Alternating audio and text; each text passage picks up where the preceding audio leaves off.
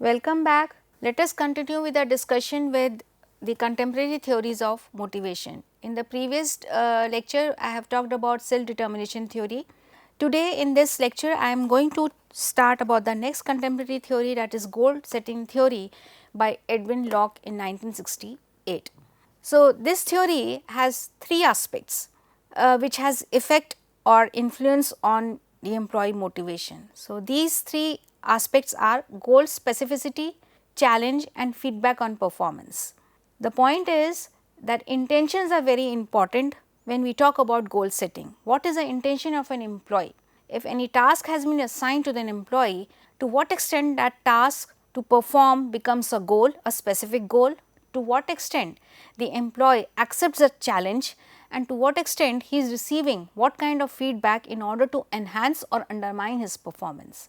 Therefore, under this theory, intentions to work towards a goal are considered a major source of work motivation. For instance, any employee who receives positive feedback, definitely his motivation level will go high, it is heightened. If the employee has been assigned a task and he becomes very specific with his intention that I have to perform this task, then definitely the performance or motivation is also high. If any employee who accepts the challenge irrespective of any situation, then also the motivation goes high. But there are certain other factors that work around these factors, that is specificity, challenge and feedback, that defines or undermines the motivation. So, evidence have suggested that specific goals increase performance, that difficult goals when accepted result in higher performances. Definitely, if any challenging task has been assigned, the employee will invest more time, energy, skills, knowledge, abilities to perform that job, and maybe performance is high than performing an easy goal, and the feedback leads to higher performance than does non-feedback.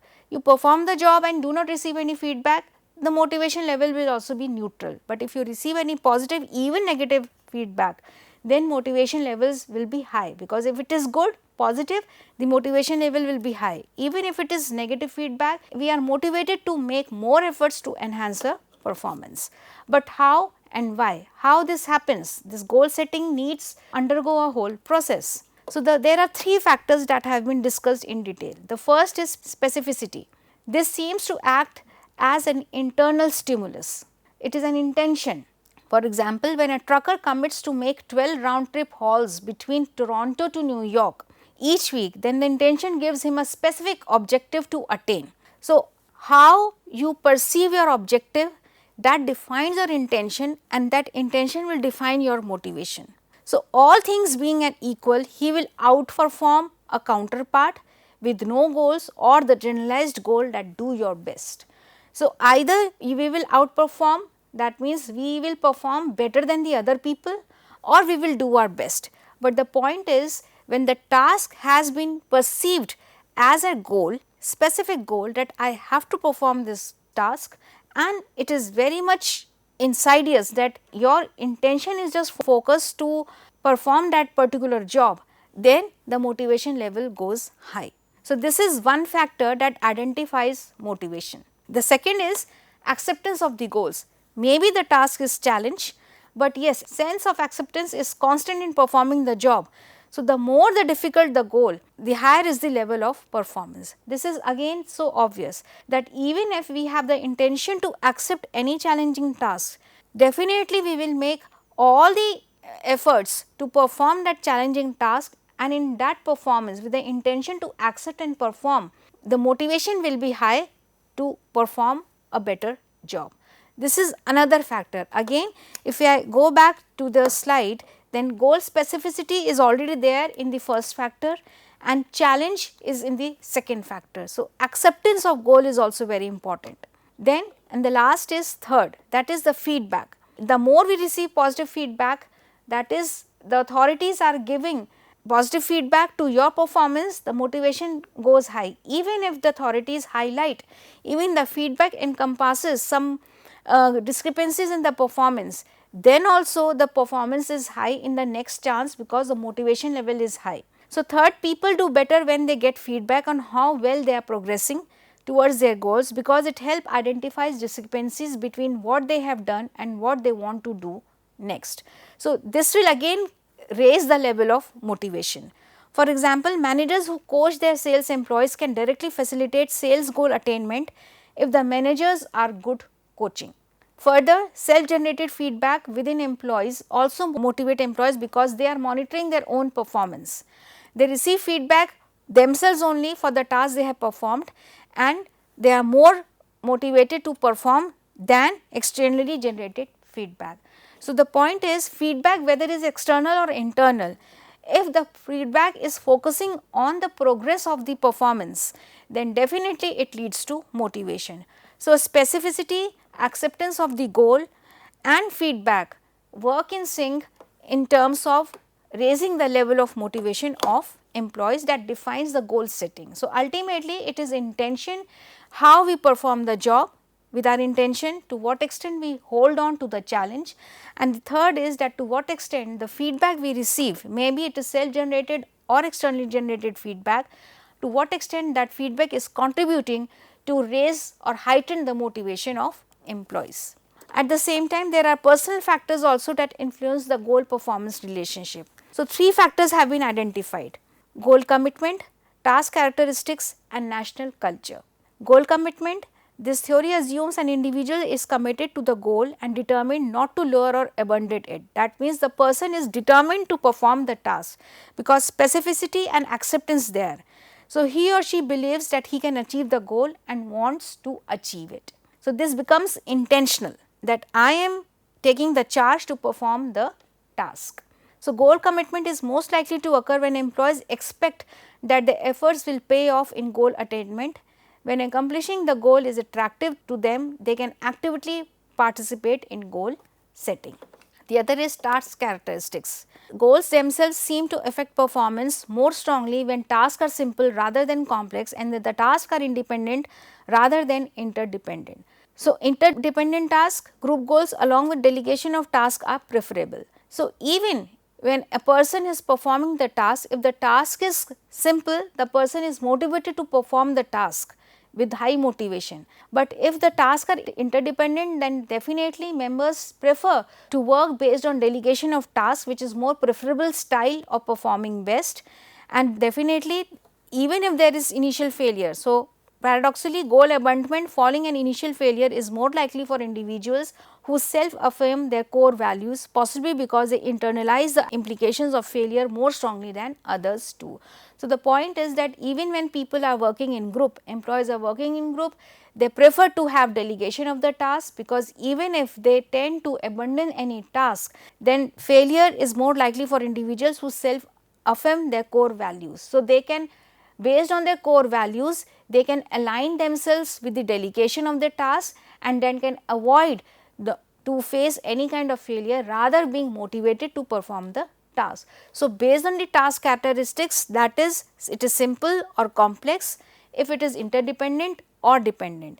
If it is interdependent task, then people prefer to have delegation, and if it is independent task, then people sometimes tend to identify their core values with the task and then internalize the goals and then perform their task with high motivation.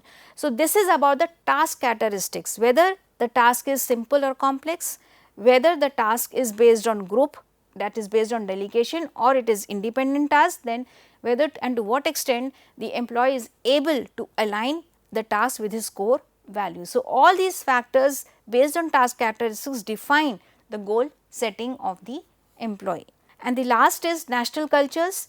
It is individual goal which becomes specific based on the work cultures that exist in any country. For example, in collectivist cultures and high power distance cultures, even a moderate task when performed is highly motivating, because under such a kind of collectivist and high power distance cultures, even a moderate task that is being achieved becomes high performance, and the employee is very motivated because it was difficult to achieve that target even in such kind of collectivist and high power distance. Whereas, assigned goals appear to generate greater commitment in high than in low power distance cultures. So, any task that has been assigned to an employee in power distance cultures. So, under such kind of cultures, employee becomes highly committed to perform the task, even a moderate task, because that culture is more strict, restricted and conservative, and definitely find difficulty to perform a simple task, a moderate task, even in a simpler form. So, national cultures in terms of collectivism or individualism plays important role in setting the goal of the employees. At the same time, when we talk about goal setting, it has some positive and negative outcomes. For instance, it is sometimes not unequivocally beneficial, that is, sometimes it automatically becomes beneficial in terms of effectiveness. So, when learning something is important, goals related to performance undermine adaptation and creativity, because people become too focused on outcomes and ignore the learning process. This entails that whenever any goal has been set, which also entails some learning process, then the individual employee becomes so much attached to the goal, to the learning process, that the person fails to understand the whole learning process, rather starts focusing on the outcome of that learning process. So, this inhibits the creativity and adaptation, undermines creativity and adaptation of an employee. So, this is an unequivocal impact of any goal setting in any organization, that is, any impact which undoubtedly has its own impact on any individual. So, learning process which is very much new undermines creativity and adaptation of an individual, because the person is very much focused on the outcome of that learning, rather than focusing on the use of that learning process. On the other hand, sometimes nor are all goals equally effective. For example, routine tasks, they are quantifiable, and that reward quantity can be highly motivating. For instance, any employee which is based on only on producing specific number of or manufacturing specific number of units, and it is a routine task, rote task, then it has only external awards. For the other jobs that require complex thinking and personal involvement, then the and rewards for quantity may not be effective. So, people who are much more engaged in complex thinking and personal investment of their job, then for them quantity is not that much important, rather quality of that work is very important. So, individuals may fail to give up an unattainable goal even when it might be beneficial to do so. So, this depends on the kind of task that individual is performing. If the task is rote task, which is a routine task, then under such circumstances goal setting is basically based on quantity of the work. If it is completely based on an individual's interest or intrinsic desires, then even that any job which is not highly rewarding will give him some satisfaction. And the last, that research has found that people differ in the way they regulate their thoughts and behaviors during goal pursuit. Generally, people fall into two categories, though they could belong to both. So, apart from this, to what extent learning process or any rote task can have beneficial or non-beneficial impact, the thinking process is also there. So, two thinking processes are also active when goal setting is being defined. What are those? That is the promotion focus and the prevention focus. So, thought process of employees which is based on promotions strive for advancement and accomplishment and approach conditions than closer towards desired goals. Desire for more advancement and accomplishment and approach towards the goal. And those with prevention focus strive to fulfill duties and obligations and avoid conditions that pull them away from desired goals. So, that means there are employees, two kinds of employees, that employees who are performing their job or setting their goal while being promotion focused, and employees setting their job while being prevention focused. So, when it is about promotion focus, employees will strive for advancement and accomplishment and approach conditions that move them closer towards the desired goal. So, they have a different thought process and behavioral patterns how to be more promotion oriented in their tasks, whereas there are employees who will just perform their obligations and avoid conditions that pull them away from desired goals. That means, they are more inclined to perform a routine task. For example, consider studying for an exam. So, there can be both the process that you engage in promotion focused activities such as reading class materials or you could engage in prevention focused activities such as refraining from doing things that would get in the way of studying, such as playing video games. Sometimes employees do engage in both the kind of behaviors, that is promotion and prevention focused, and try to find that balance while setting up their goals in the organizations, right. So, a promotion but not a prevention focus is related to higher levels of task performance, citizenship behavior and innovation, and a prevention focus is related to safety performance, and ideally it is probably best to be both promotion and prevention oriented. So, all in all, when we talk about any motivation theory, it talks about balance. If any thought becomes skewed, then performance and outcome can be affected. So, even in goal setting theory, no matter both the kind of focus is working, but still it is advised by OB professionals to maintain a balance for having both the kind of balance in the behavior, that is being promotion and prevention focused. So, keeping in mind that a person's job satisfaction is more heavily affected by low success when that person has an avoidance prevention outlook. So, such achievable goals remove distractions and provide structure for these individuals. That is so obvious that any employee who is prevention focused will not have that much of kind of satisfaction, rather than a person who is promotion focused, who is looking for more challenge, more advancement and opportunities in his job. Next comes implementation of goal setting, how we can set goals. Now, this is also very complicated issue, that organizations cannot set free employees to work with their intrinsic desires. So, in order to maintain that balance between intrinsic and extrinsic motivation, OB professionals based on goal setting theory have talked about management by objectives, or MBO.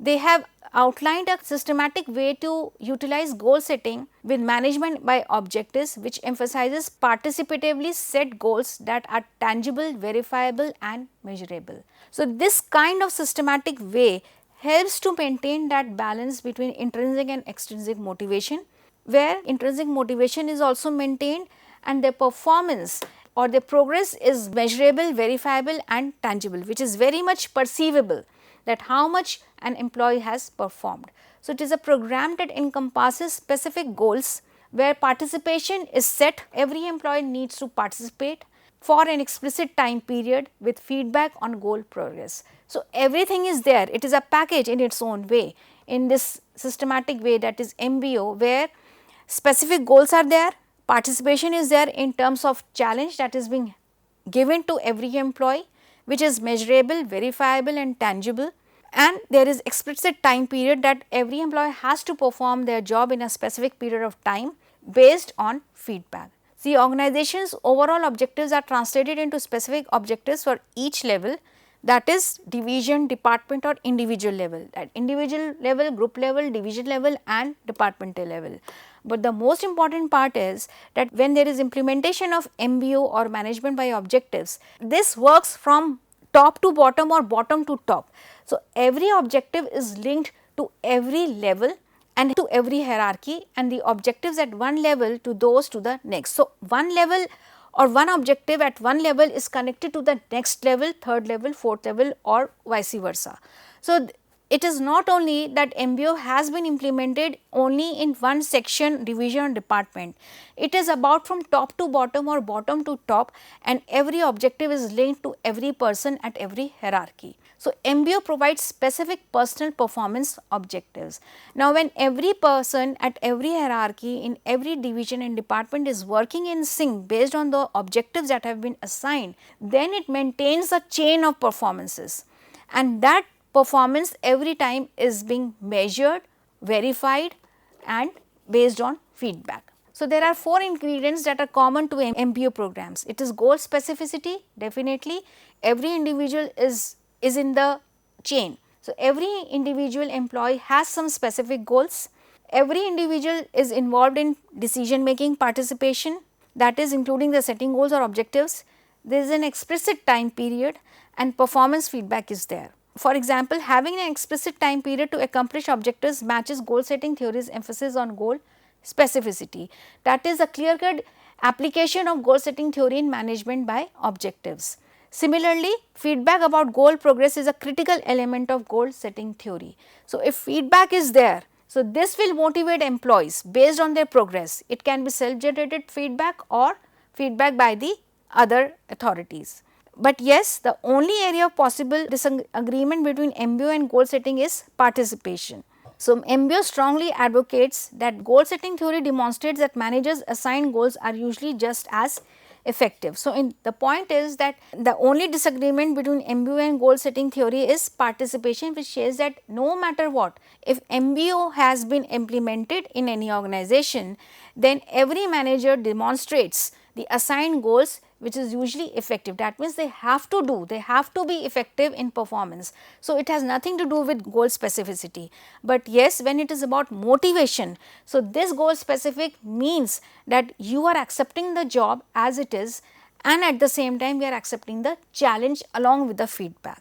So, this is a thin line difference, that why goal setting theory differs with MBO, but actually they works in sync. Apart from this, this is just for an information that when we are talking about the management by objectives, so there is another extension or version of MBO that is called as management by objectives and results, which are result oriented, and many countries do follow, but at the same time it is sometimes it becomes very unrealistic to implement such kind of programs, because the expectations of the organizations become very unrealistic, and when expectations are very high, so there is lack of commitment among employees, maybe from top management also, and at the same time there is unwillingness to allocate rewards based on goal accomplishment. So, this is the drawback of MBO based on goal setting, but all in all these kind of programs are workable in organizations in order to measure performance and maintain motivation of employees. This is the cascading of objectives, that how every cell division is divided: overall organizational effectiveness, divisional objectives, departmental and individual objectives. So, it is about industrial products and consumer products, and how in consumer products, production, sales and customer service, under these alignments the performance is maintained, and in the industrial product division, marketing, research and development is being measured based on the role assignment.